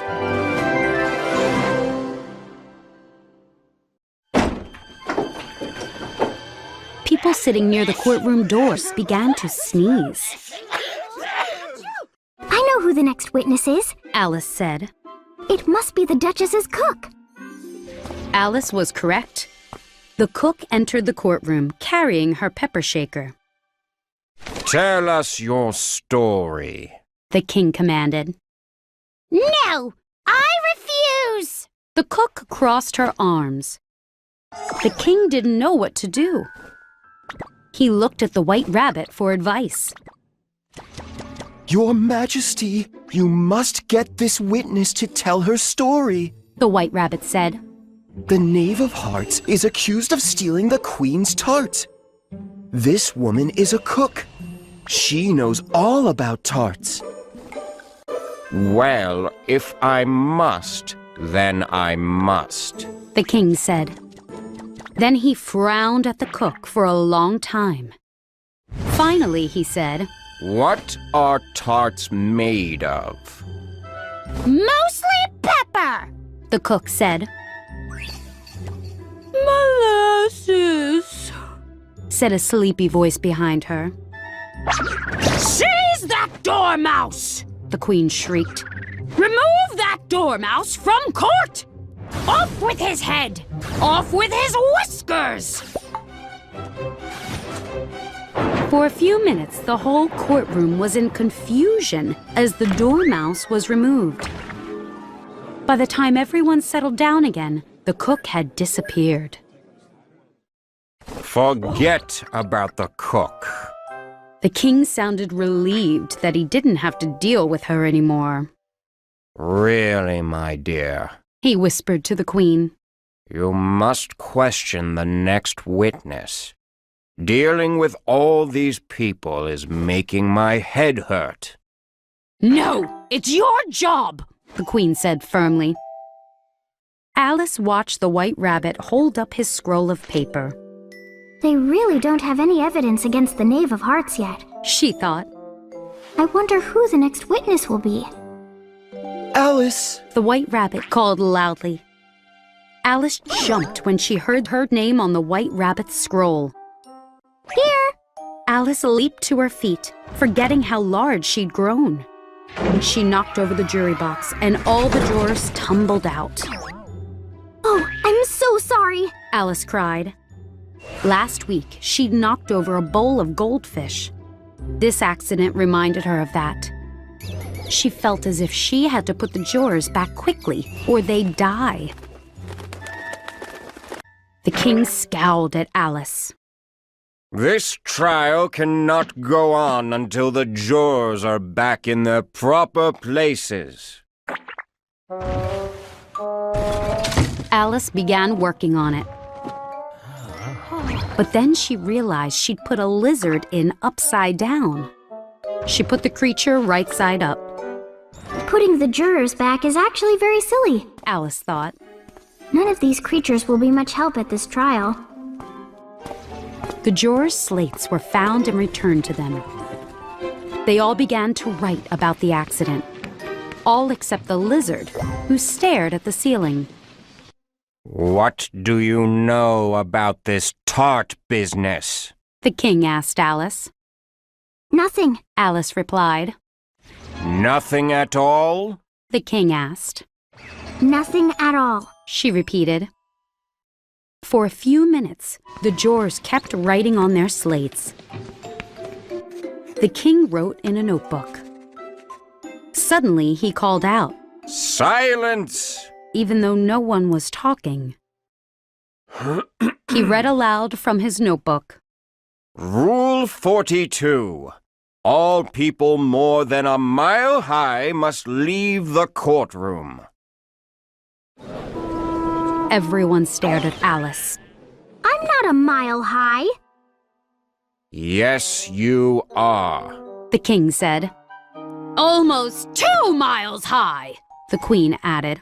Well, I'm not leaving. Alice said. Besides, that's not a real rule. You just made it up. It's the oldest rule in the book. The king said. Then it should be Rule 1. Alice replied. The king shook with anger. Ah! Jury, what is your verdict?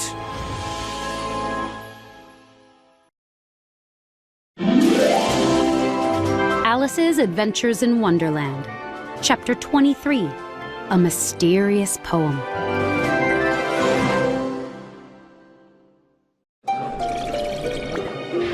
You can't ask the jury for a verdict. The White Rabbit explained to the king.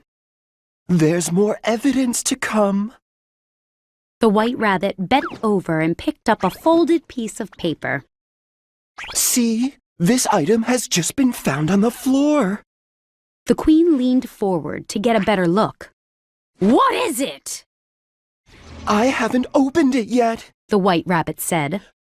Perhaps it's a letter written by the knave to somebody.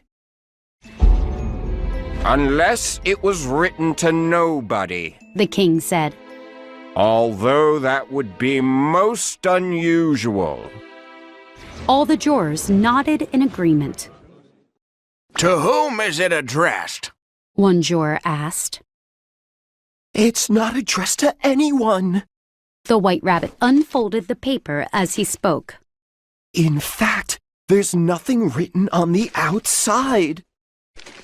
Oh, it isn't a letter after all. It's a poem. Is it written in the prisoner's handwriting? Another juror asked. No, it's not, and I find that very strange. The White Rabbit said.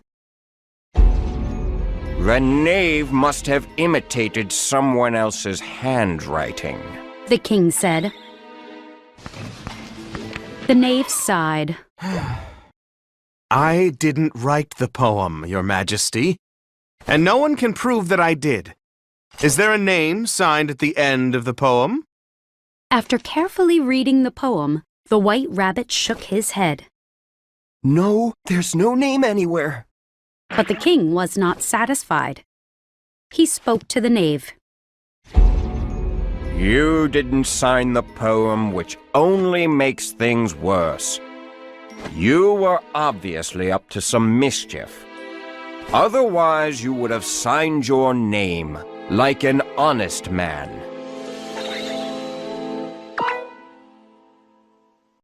Everyone in the courtroom clapped wildly. That's the first clever thing the king has said all day. One juror said to another. Be quiet, The queen said, and everyone settled down. If the knave didn't sign the poem, that proves his guilt. So off with... No, that doesn't prove anything at all. Alice interrupted. You don't even know what the poem is about. Read the poem.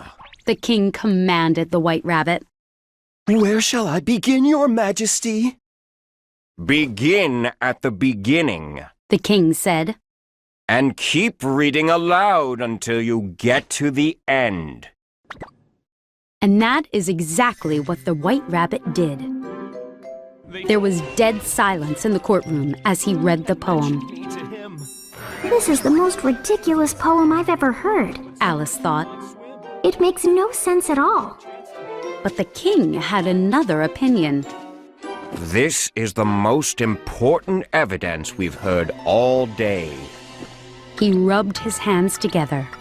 Now the jury must decide. If any of them can explain it, I'll give them some money. Alice said. I don't think that poem means anything. She had grown so large that she wasn't afraid to interrupt the king. The king ignored her. Jury, what is your verdict? He said for about the 20th time. No, no! The queen said. Tell us the prison sentence first, then the verdict. That's absurd! Alice said loudly. No one gives the prison sentence first. What if the jury finds the knave not guilty? Then there wouldn't even be a sentence. Be quiet! The queen said, turning purple with rage. I won't! Alice said. Off with her head! The queen shouted at the top of her lungs. Nobody moved. Who cares what you think? Alice said. By this time, she had grown back to her full size. You're nothing but a pack of cards!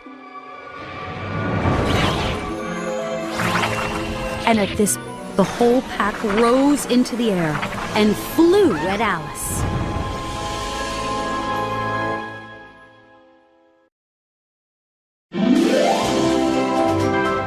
Alice's Adventures in Wonderland, Chapter 24, By the River.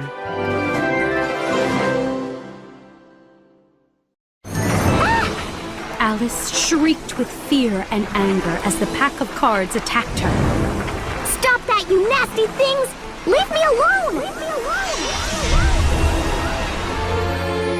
And then she woke up. Alice opened her eyes and found that she was lying by the river. Her head was in her older sister's lap. Charlotte was gently brushing away some leaves that had fallen onto Alice's face. Oh, so it wasn't cards after all. Alice said slowly. What are you talking about? Charlotte asked. She put down her book and stared at Alice. You had a nice long nap this afternoon. I had the strangest dream. Alice sat up. First, I was right here with you. Then a rabbit ran by, checking his watch and worrying that he was late. I jumped up and followed him down his rabbit hole. Charlotte laughed. A talking rabbit with a watch? Oh, Alice, you have a marvelous imagination. The rabbit was wearing a colorful vest. And falling down the rabbit hole was only the beginning of my adventures.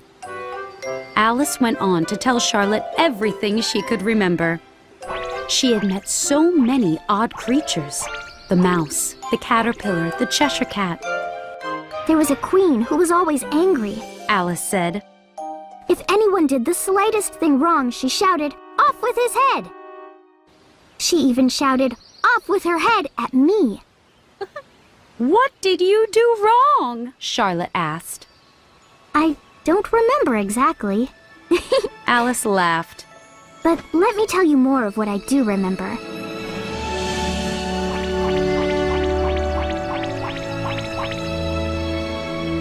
Alice finished her story. That was a very strange dream, Charlotte said.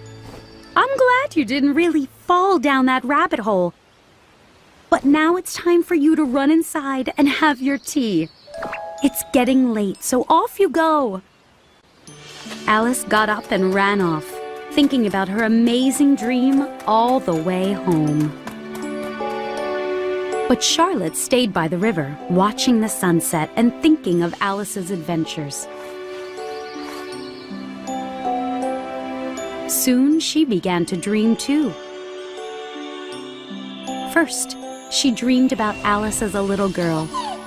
Charlotte remembered Alice's voice and how she wore her hair. It was always falling in her eyes. Then she heard Alice's voice as it sounded today. After that, the riverbank began to come alive with creatures from Alice's dream. The long grass rustled at Charlotte's feet as the white rabbit rushed past. The mouse splashed through the pool of tears. Charlotte could hear the teacups rattling as the March Hare and his friends talked and talked. The Queen of Hearts kept shouting, "Off with his head!" The pig was sneezing on the Duchess's lap, and the Mock Turtle sighed and sobbed. Charlotte continued to doze by the river. "Alice's Wonderland feels so real," she thought. "But if I open my eyes, there will be an explanation for all these sounds." She knew that the wind was rustling the grass, not the White Rabbit. A bird was splashing in the river, not the mouse. The rattling teacups were actually sheep bells. The Mock Turtle's sighs and sobs were cattle mooing in the distance. All the other sounds came from a nearby farm. Finally, Charlotte dreamed about her little sister growing into an adult. She saw Alice as a grown woman who kept the loving heart of a child. Alice was gathering children around her and telling them many delightful stories. Some tales were about the happy summer days of her childhood, and others were about her adventures in Wonderland.